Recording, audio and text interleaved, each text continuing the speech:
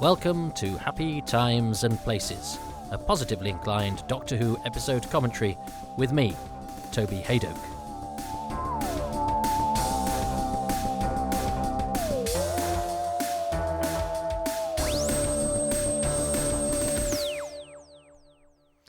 Yes, we are doing this one slightly differently. I have, as ever, got a contributor, a special guest, in this case, Richard Marson, former contributor to Doctor Who magazine back in the very early days and writer of books about Doctor Who, to choose a particular Doctor Who story. He's gone for Terror of the Autons. He's also chosen his favourite things about it, but he would rather tell me in person. So we're going to watch the episode now, and then we'll hear from Richard afterwards. I will, as ever, be in the dark until he tells me what it is. So I'll be guessing along with you. So settle back and let's go for episode 2. Welcome. It's Toby Hadoke, or is this just a plastic mask? No, it's me. It's episode 2 of Terror of the Autons. So I want you to press play in 3, 2, 1, go. I paused at the end of episode 1. Here we go. Episode 2. I'm not sure we're ever quite going to marry up. I'd love to get some form of consistency with that. But these things take so long to do anyway. It's not the setting up of the cameras, which does take a while, the editing afterwards. Well, I don't, edit any of the talk, but just the putting it all together. It's the fact that I've just spent 15 minutes trying to find the pen, which I had, which fell on the floor, and then I moved so I could have it for episode. So I've got a new pen and put it here. I'm ham-fisted. I never actually finished explaining about ham-fisted bun vendor. I said that as I remember saying it as I think to my partner that it was a fun. I called her one as a joke, and she said, "What does that actually mean? And why did Doctor Who use the word?" That sequence of words. I do like the fact that unit's in a castle, and that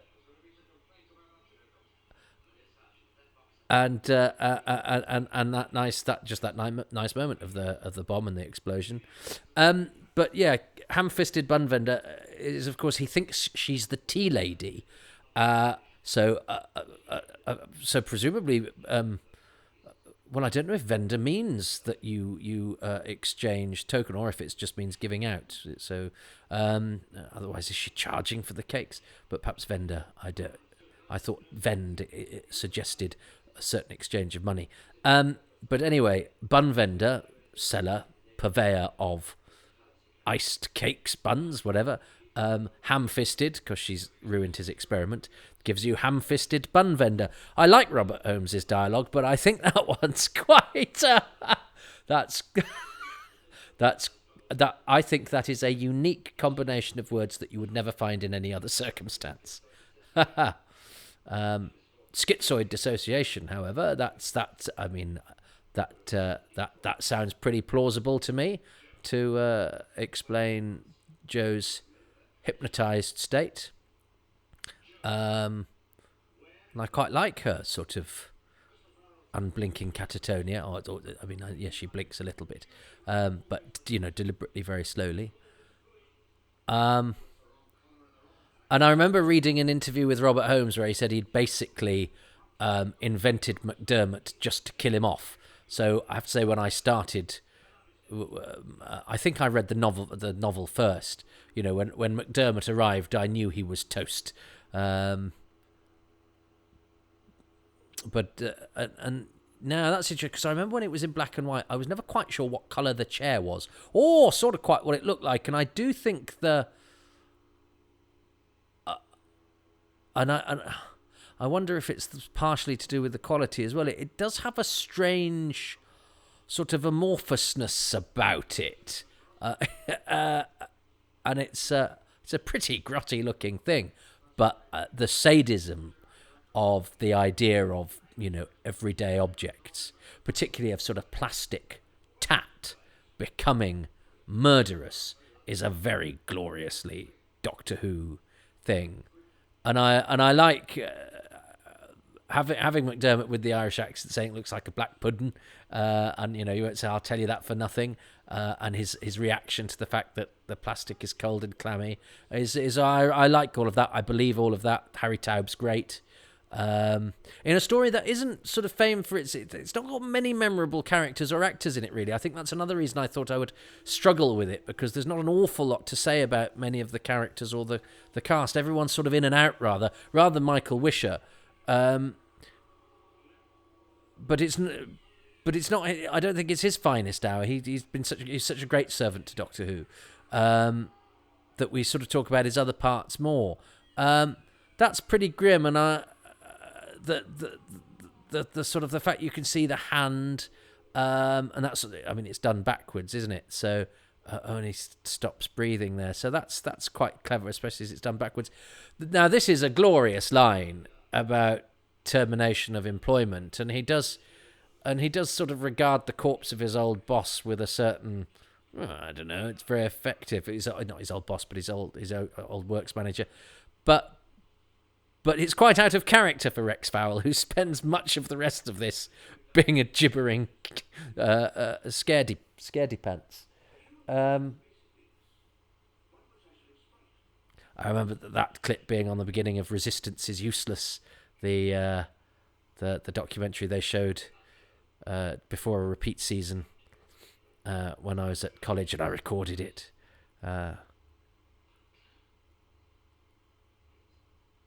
Sorry, I've just remembered I forgot to do the claps at the beginning, which helped me to line it up for the editing. That's another thing that's going to take time. It's the change of Joe from Liz is another. I love Liz Shaw, but you can see why they had elected for a Joe type character instead.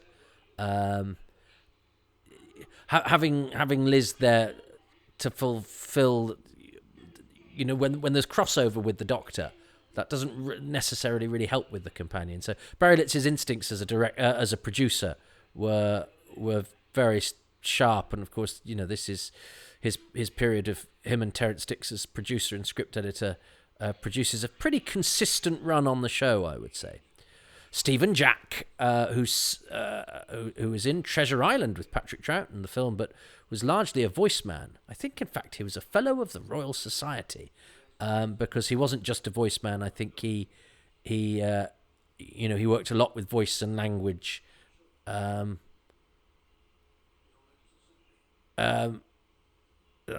a nice line, isn't it? About he sat in this chair and just slipped away. But yes, Stephen Jack and his son, who's just passed away of coronavirus as I record this in lockdown, which is one of the reasons behind the whole commentary podcast thing. Andrew Jack, who was Stephen Jack's son, was a dialect coach. He was Karen Gillan's dialect coach on Guardians of the Galaxy, but he did all the big movies, Lord of the Rings, look him up. And he was the son of Stephen Jack. So obviously there's something in the genes about how they understood language and dialect. And yeah, Stephen Jack was a prolific radio actor. So an interesting story he has to tell. Sad that Andrew Jack passed away due to this vicious thing that has us in our grip. I like the Master's tie and pocket square are gold. That's amazing, and yet it still looks elegant on him. Black and gold, it works. Yeah, Rex Farrell's a tricky character because he is a bit pathetic, and I think Michael Wisher is a terrific actor.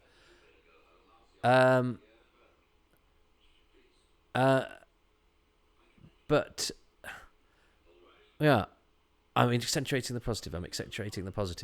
And it's nice this early on that we have in Farrell Senior somebody who can resist the Master, because otherwise it just makes it all too easy for the Master if he can just go around with his theme tune, intimidating everybody. It's great that he's got a theme tune, and it's a wonderful piece of music. And this is a bit. This always reminds me a bit of the Seeds of Death, where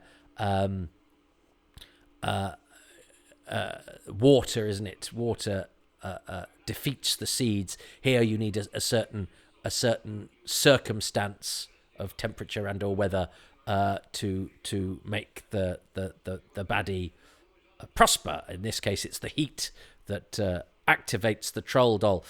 And it's weird because looking at that, you sort of go, what's the appeal of that? I totally don't understand. And then I remembered when I was younger, trolls, when I was about 8 or 9, there were these Danish troll dolls, but the appeal of them was the hair, and they were sort of cute little sort of elfin things, but they had different sort of hairs, and you styled them with your hair, and you collected them, and I had one, and lots of people, there were all those sorts of little crazes that you had when you were kids. I remember there was what were those bags of water that were, what were they called?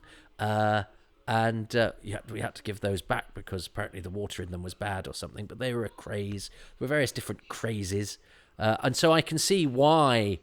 I think that doll is pretty horrible, but it says in the script it's a pretty horrible looking thing. Yeah, it's pretty grotesque, and of course it's quite big as well.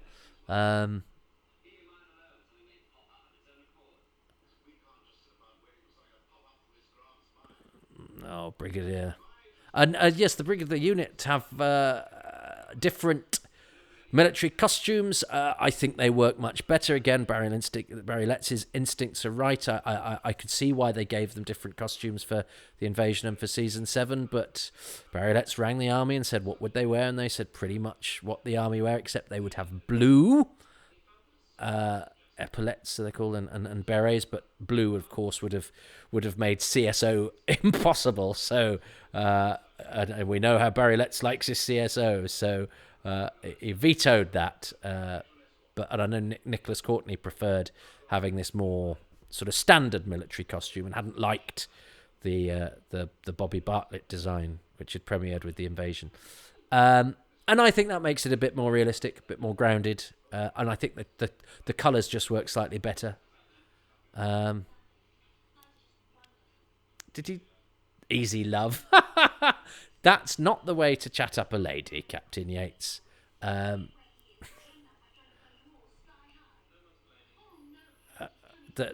so they were, you know, it's interesting to see, because we know that there was... You're acting like one. That's Captain Yates. It's interesting sort of seeing this where they're going, shall we have a love interest between Captain Yates and Joe Grant? And then after not very long they go, yeah, I don't think we're quite gonna suggest that they're interested in each other.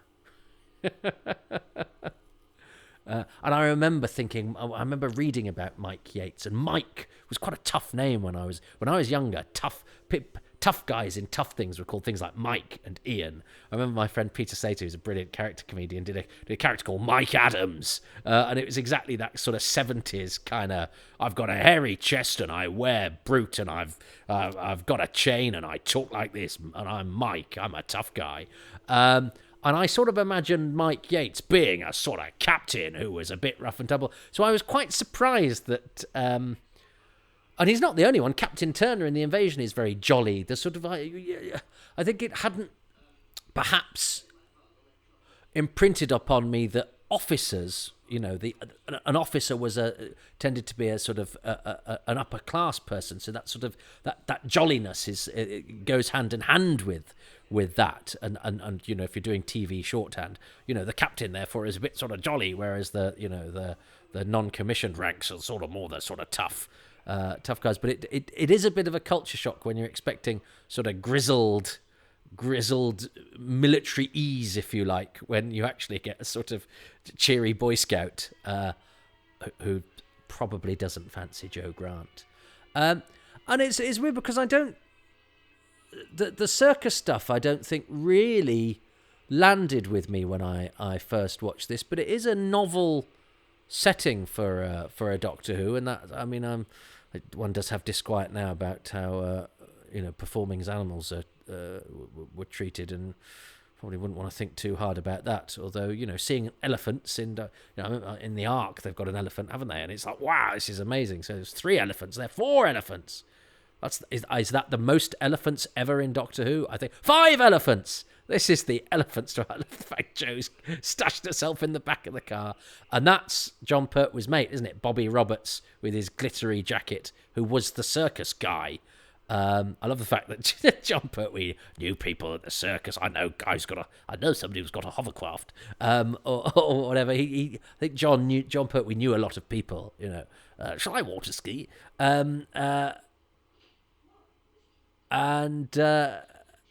But the circus setting, actually, and the circus is a good. So I'd like to perhaps see more of it, because malevolent clowns is a very Doctor Who thing, isn't it? And the fact that the circus lot here, they sort of form a bit of a pitchfork mob a bit later on, which I'm not sure shows circus folk in the best light. But I think they could have perhaps done more to, invert the sort of jollity of the circus and turn it grotesque. But I suppose they're too busy so busy turning everyday objects grotesque. This is more of a just a more interesting backdrop, perhaps, than your normal than your normal base or whatever, and that's the function that it serves. But it does mean we get a setting we're not quite used to. But again, they're not an awful lot of Autons. Roy Stewart, though, it's Toberman. Toberman from Tomb of the Cybermen, who, having had a pretty decent part of a strong, silent man, Roy Stewart, who ran a gym. I think he ran a restaurant as well. It was weird because I don't think he ever did any. When Tomb came back, they got most of the cast together. And they didn't get Roy Stewart. I don't know why. And yet he was around for a lot longer. He's no longer with us. But as far as I know, was never interviewed. And he's great in Tomb of the Cybermen. Sadly, he doesn't get to do an awful lot in this, and it is a bit of a sort of stereotypical thing going on.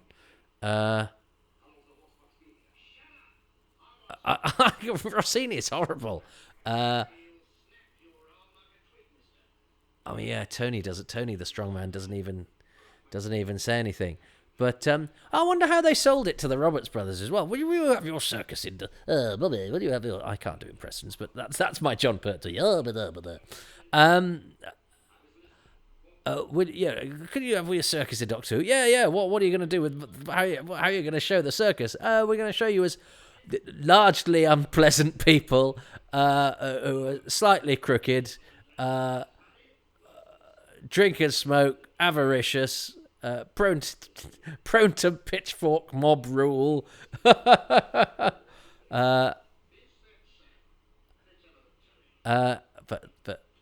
yeah, and so I think, yeah. What's the positives here? I think John Bascom's great as Rossini. I do like the gentlemen don't talk about money. They don't talk about gentlemen rarely talk about anything else. Is that from something else? I think it probably is. And it isn't me.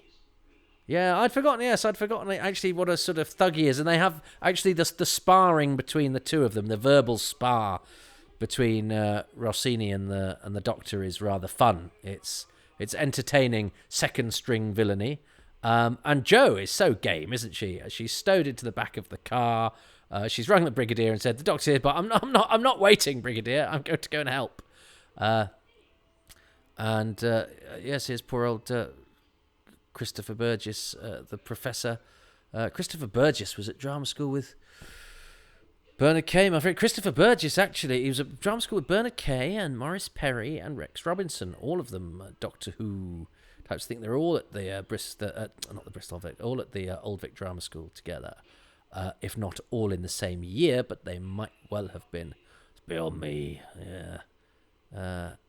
And of course, this is one of the insidious. It's John Pertwee's Yeti on the loo in Tooting Bec, isn't it? Take something ordinary. Tommy Reynolds is the diminutive actor here, who'd already been one of the Chumbleys in Galaxy 4.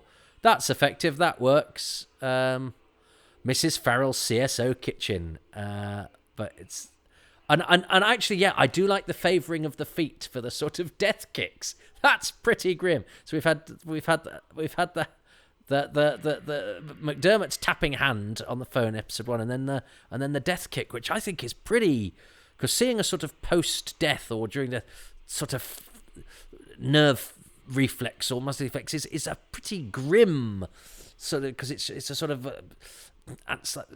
it's a sort of cadaverous reaction in it, although it would have taken a lot longer to strangle him. I think the fact that it's a sort of in-death kick is pretty horrid. That's a good shot in the mirror, seeing Joe in the window. That's very good. Oh yes, this is pretty grim. Yes, meat's very expensive. I shall feed you to my circus animals. Yes, Bobby, we're being very nice about the circus. We just suggest that they feed people to their animals. But yes, Christopher Burgess, who we saw before, had agreed to do my podcast, Who's Round. He was a resident at Charterhouse, which is a retired person's home that also has Robert Aldous, who's in the Dalek Invasion of Earth in it, and Richard Franklin, and Christopher Burgess was poorly. He'd got dementia and emphysema and all sorts, but he actually agreed via Robert Aldous to do my Who's Round, and it was the summer, and I'd got my kids, and I was going through a divorce, so when I had the kids, I really had to be there for them, and but I really wanted to interview Christopher Burgess because he wasn't on any of the DVDs, and he's really good in this. He's really good in Planet of the Spiders, and he's good in Enemy of the World.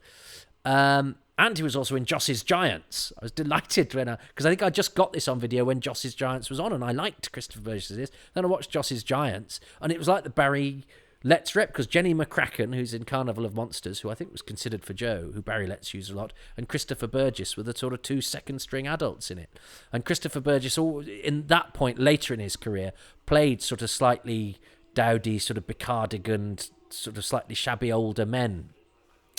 And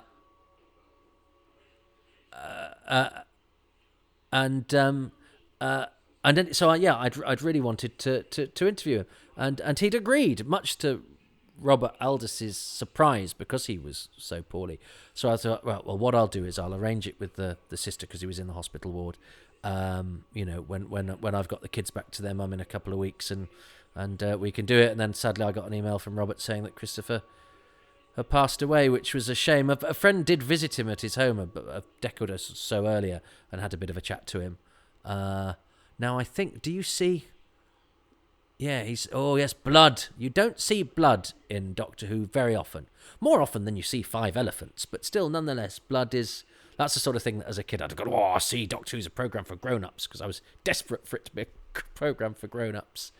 So poor old Professor Phillips, but that's a very Doctor Who thing, isn't it? You appealing to the humanity latent in somebody that is being made to do evil things. But yeah, this is the friendly circus folk being portrayed as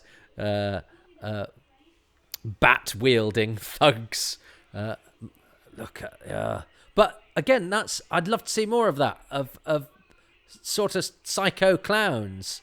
I'd love it if the story had more, baseball bat-wielding clowns doing the Doctor a mischief. I think that's great. Yes, more of that, please. I always think that Terry Walsh is one of the policemen. I always think he looks a little bit like Michael Caine. And in fact, I think I met Terry Walsh once, and I think he said he was Michael Caine's official stuntman. I'm sure he said that. I think he said it. He was talking to somebody else. He said, "Well, I'm now Michael Caine's official stuntman." And I can see there is a sort of similarity in the look. Bit of CSO there, which is very popular around this time. I do like the dematerialization circuit as well. There's something rather comforting about that. I'd like to see a bit more of the dematerialization circuit.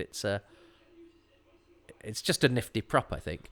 That's all that Benton does in this episode, this scene, isn't it? Oh no, no. He's in the beginning. He's in the opening scenes. But I think there's one episode where Benton's only in one scene of this. And we have to watch out for where Nicholas Courtney isn't actually Nicholas Courtney as well. But again, yes, Autons being policemen, this is a terrifying idea. Again, it was one of those things you read about going, God, this must be the stuff of nightmares. But I always think the mask looks slightly like it's got drawn on eyebrows. He looks a bit, I think he does look a bit like Michael Caine when he turns around there. And now he looks like a mask. That's actually not as bad as I was anticipating, because I remembered going, oh, come on. And I quite like the new Auton faces. I think I prefer the ones in Spearhead, even though those ones are actually a better idea. You can't, they haven't got gaps for the actors to breathe through and the actors to see through, which is pretty obviously why the eyes and the mouth are there in the Spearhead Autons. But I think overall as a look, I prefer the Spearhead Autons. But that sort of blankness again has the potential to be very disturbing if you want it to be. Oh my goodness, I've just realised I've got to the end of the episode, and have I got a favourite thing?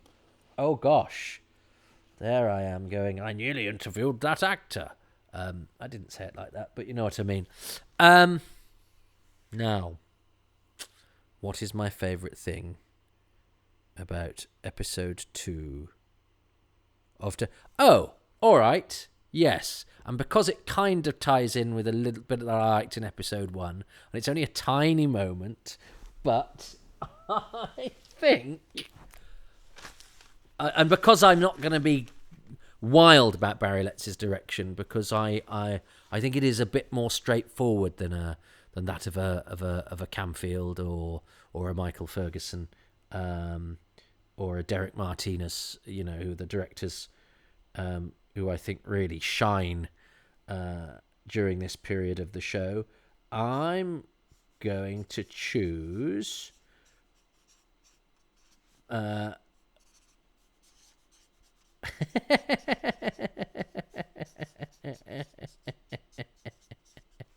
so I don't think Richard Marson will choose this, but you never know, and I'm not going to play silly sausages and try and second guess, because that way always, it's like when you do a pub quiz and you go, oh, is this a trick question? And they go, no, it was just the question. So I'm choosing Farrell Senior's Kicking Death Feet. That's what I'm going to choose. So now I'm going to nip to the future to speak to Richard Marson and see whether he has also chosen, and I get extra points if he chooses that exact sequence of words, Farrell Senior's Kicking Death Feet, because it's grim, isn't it? It's grim and it's effective, simple but effective, and also doesn't show anything, yet suggests something grimmer by so doing. Okay, let's nip to the future. Well, let's go on to episode 2. I have written, but I guess as an intro to episode 2, just because there were a couple of questions that I had, if you've got the time, from your introduction. In terms of writing for magazines now, Doctor Who magazine, which I do, I sit on my sofa, I check the internet, I type things up, I file my copy by pressing send. How did you physically do it? What were you working on? And if you made a mistake, did you have to sort of start again? And did you have to sort of post with deadlines in mind and things like that? Well, I mean, the first thing to say is actually for the time, it was very well paid. And I say that because it's actually, if you look at it, I think journalism has got steadily paid less and less well, to the extent that now people expect it to be free largely. So I was lucky that even though you couldn't say that Marvel Comics were up there with, I don't know, the Sunday Times, they were paying a decent rate for what you did. And that meant I could invest in some actual kit. And in those days, the state of the art thing was an Amstrad twin disk drive word processor, which I spent what seemed like a fortune on and did most of my work on. And this thing used to emit very strange and peculiar noises. It was sort of like, it was almost as though you were cooking the words. You'd type them in, and then you'd hear this kind of, and hopefully the thing would save. But I do have various hideous memories of typing up stuff and getting to kind of 2 o'clock in the morning, and then the whole thing crashing, and you would just completely lose 3,000 words in one fell swoop. And it was expected to be delivered the next day. I would go to Prontoprint in Durham, where I was at university, and it would be faxed, because that's how state of the art it was. I would fax through my copy that I printed out on my crappy Amstrad printer, which also used to go and I would get people knocking on my door, Toby, because I had a television and a video, and I had this Amstrad, and they were all kind of in the early to mid 80s, quite science fiction in themselves. So people would knock on my door from other colleges in the uni and say, "Excuse me, I hope you don't mind, but I've heard you've got this, computer. Can I have a look at it?" And it was always generally the boffins from the sort of science colleges. So, I hope I was kind and didn't say, "Take your BO out of my bedroom." But that was it. I had this amazing technology, but it was sometimes not so amazing. And I can remember literally weeping at the thought that I've now got to redo the whole thing. Otherwise, it's not going to make it to Marvel in time. Oh, my goodness. Well, we say that as I'm recording this on Zoom, and if anything goes wrong, that's all gone as well. So we're always prone to the same terrors of modern technology losing our stuff. Well, look. I have chosen my thing from episode 2. In episode 1, I managed to choose the one thing you didn't like about the episode. So let's see if we're a bit more in accord. What is your favourite thing from episode 2 of Terror of the Autons, please, Richard? Okay, so I have gone, there's a moment with a chair. So the moment when the chair eats poor old Rex Farrell's business colleague. I think he's supposed to be a business colleague of his dad, and he comes in and there's this whole kind of scene where you see Roger Delgado at his finest, and he commands this skeptical bloke to take a seat in this novelty chair, which were very popular at the time, and my father had something not dissimilar, which added to the terror of then seeing this thing smother the poor man inside it. And it was so of the time. Robert Holmes obviously had great fun riffing off every contemporary use of plastic. I think Doomwatch had done a plastic related story too. So there was, it was obviously in the ether somehow, but it was really horrifying. I mean, if you even watching it now and even noticing that I think they did it in reverse. So it's a video disc effect, and you can see the actors having to help it along a bit. Even without that, something, because of the memory of it, I find it terrifying to watch now. And of course, there is the brilliant James Bond line at the end where they ask for his cards and they say, "He just slipped away," yes. Which is fantastic for a children's program. Very callous. Well, we're on similar lines here, not quite, although we're both reveling in death. I went for Farrell Senior's kicking death feet, because I find the way that they depict the death of Rex Farrell's dad when he gets strangled by the doll, instead of seeing him get strangled, you just see his feet sort of kicking. And that's quite un-Doctor Who. That's quite sort of, it's minimalist, and yet because it's minimalist, it's actually even more horrible than if we'd seen it. It is a story of inventive death, isn't it? It's quite, what's extraordinary about it now, looking back, is, I had a lot of dealings with Barry Letts back in the day. And, as a man, I mean, he was just the most lovely man. I mean, kind, generous, thoughtful, no pushover. I mean, he could be tough, and he could certainly do his job as a producer. He was a seasoned BBC pragmatic producer. So I don't think he wouldn't take pity on someone and say, "Oh, I'll keep a rubbish lighting director because I'm a nice man." I think he had high standards. But then to watch him do a program like this, knowing how, I mean, I think he thought of it as a mistake, actually, because he was directing the show as well as producing it. And I think you can tell he very much had his director's hat on, not his producer's hat. So a lot of the decisions about what they showed, and that's a really good example. I'm not even sure you'd show that now. Certainly years later, I remember we did a Blue Peter with a lot of clips from Doctor Who, and we got into real trouble because some of those clips were seen as really unacceptable for tea time. And I got out of it in the end when I was hauled over the coals by saying, but these things were shown at 5 o'clock, albeit in 1977 or 71 or whatever. And in the end, they had to go, oh, yes, well, okay, But in fact, standards had shifted, and actually Terror of the Autons, as you rightly say, is a kind of smorgasbord of death and horror, and and it's all done with a kind of relish. Well, but talking about that, I mean, it's interesting how I remember, when I was young, a knife was seen as a sort of fairly low-key weapon. A death by knife you could sort of have in a film or a show, whereas guns, because they blew things to bits, were a bit more sanitized in a way. But a knife through the chops or in the back, or was a sort of acceptable form of dispatch in a children's show. Knives now you wouldn't let anywhere near anything that teenagers are watching. Absolutely right. Well, it's interesting. In schools, most schools have the zero, even for a toy knife. So, I think that has culturally become a no-go area. Yeah. So, what Richard chose at this particular juncture of space and time in which I'm exiled. I do not. You do. Did he choose the same thing as me? I suspect he probably didn't. Right. I'm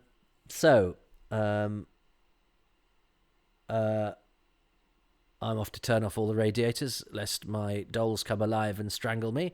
And you can go and do whatever you would like to do, and then come and rejoin me for the next instalment of Terror of the Autons. I shall see you then. But for now, ta-ta.